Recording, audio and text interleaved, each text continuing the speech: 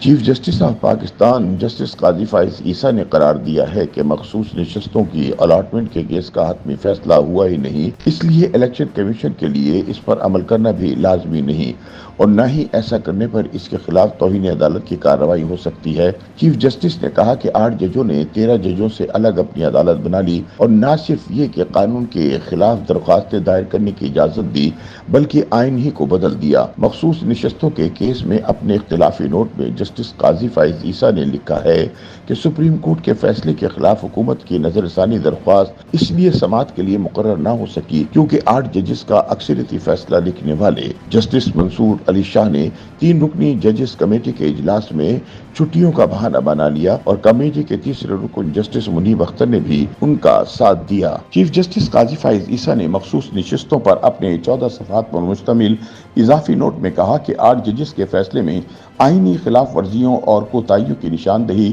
میرا فرض تھا اور توقع ہے کہ اکثریتی ججز اپنی غلطیوں پر غور کر کے انہیں درست کریں گے۔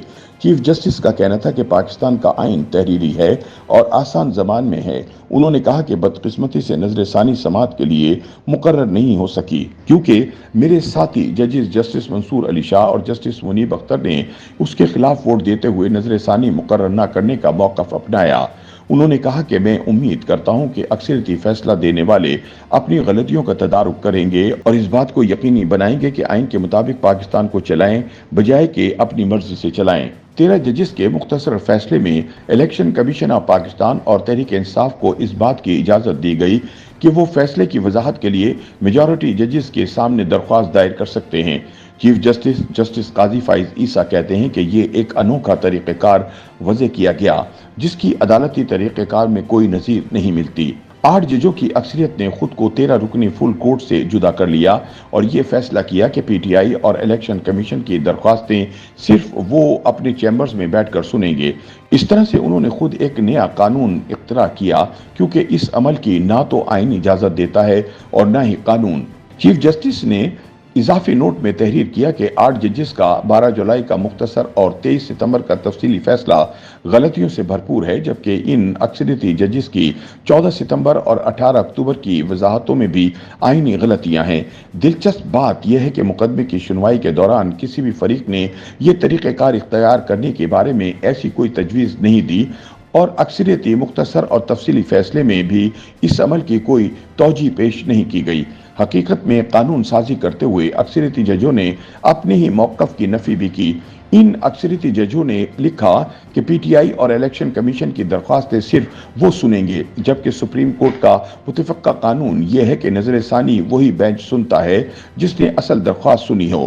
چیف جسٹس نے لکھا کہ 8 ججوں نے 13 ججوں سے الگ اپنی عدالت بنا لی اور نہ صرف یہ کہ قانون کے خلاف درخواستیں دائر کرنے کی اجازت دی بلکہ آئین ہی کو بدل دیا۔ چیف جسٹس نے کہا کہ مخصوص نشستوں کے کیس میں اپیلوں کا حتمی فیصلہ ہوا ہی نہیں اور اکثریتی ججز نے وضاحتی درخواستوں کی گنجائش باقی رکھی۔ کیس کا چونکہ حتمی فیصلہ ہی نہیں ہوا، اس پر عمل درآمد بائنڈنگ نہیں، فیصلے پر عمل درآمد نہ ہونے پر توہین عدالت کی کارروائی بھی نہیں ہو سکتی۔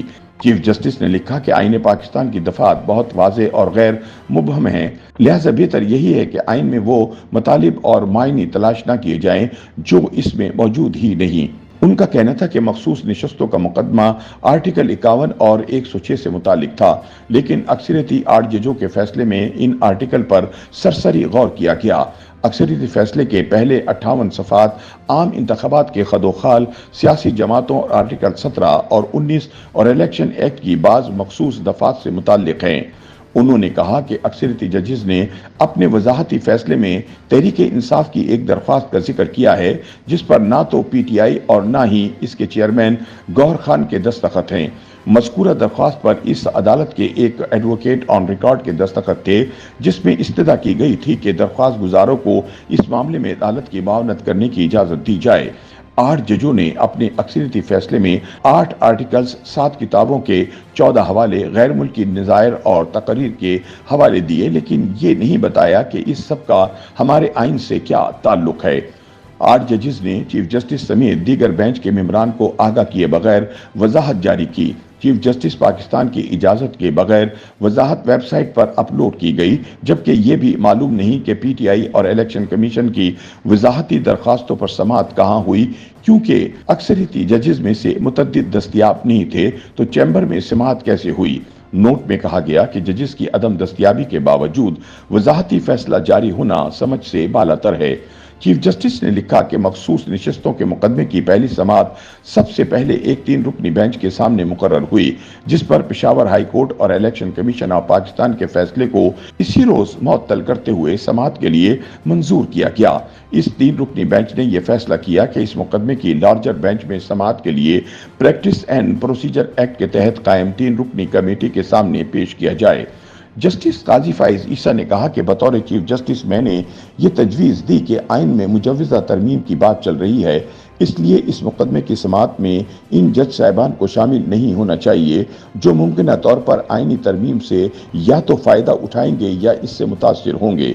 उन्होंने कहा कि चीफ जस्टिस के ओहदे की मुद्दत 3 साल होने की सूरत में चीफ जस्टिस के साथ साथ 5 दीगर जज साहिबान भी मुमकिन तौर पर मुतासिर हो सकते हैं, लेकिन प्रैक्टिस एंड प्रोसीजर कमेटी में जस्टिस मंसूर अली शाह और जस्टिस मुनीब अख्तर ने इस बात की मुखालफत की तो मैंने कहा कि फिर ये मुकदमा full court सुनेगी। Justice Mansoor Ali Shah ने जनरल बाजवा की तौसी वाले मामले में कानून साजी की। चीफ जस्टिस काजी फाइज ईसा ने इजाफी नोट में लिखा कि जस्टिस मंसूर अली शाह ने इस फैसले में अपनी एक साबिका फैसले से इनहराफ किया। अपनी बात की वजाहत करते हुए काजी फाइज ईसा ने कहा, जब साबिक army chief general Qamar Javed Bajwa की मुद्दत मुलाजमत में तौसी का मामला उनके सामने आया तो उस वक्त के वजीर आजम इमरान खान, वजीर कानून फरोग नसीम और अटॉर्नी जनरल चाहते थे कि जनरल बाजवा बतौर आर्मी चीफ बरकरार रहें। फरोग नसीम ने तो वफाकी वजीर के ओहदे से इस्तीफा देकर जनरल बाजवा की वकालत की और आबिद जुबैरी ने उनकी मावनत की और 2 दिन के अंदर मुकदमे का फैसला हो गया। दरख्वास्त ना मंजूर हुई ना मुस्तरद, बल्कि जो फरीकैन को मतलूब था वो दे दिया गया। यूं अदालत ने जनरल बाजवा की मुद्दत मुलाजमत में इजाफा कर दिया जो कानून साजी के मुतरादिफ था। चीफ जस्टिस ने कहा कि अदालत ने जनरल बाजवा की मुद्दत मुलाजमत में 6 माह की तौसी कर दी जो कि कानून साजी के मुतरादिफ था। आइन अफराद की ख्वाहिशात के ताबे नहीं होना चाहिए और जो ऐसा करें उनका मुआवजा किया जाना चाहिए। YouTube पर गूगली न्यूज देखने के लिए youtube.com की सर्च बार में गूगली न्यूज टीवी टाइप करें। गूगली न्यूज के पेज पर सुर्ख रंग के सब्सक्रिप्शन वाले बटन पर क्लिक करना ना भूलिए। YouTube पेज पर अपलोड होने वाली वीडियोस से बाखबर रहने के लिए बेल आइकन पर क्लिक कीजिए। आपको हर नई वीडियो के बारे में नोटिफिकेशन मौसूल हो जाएगा।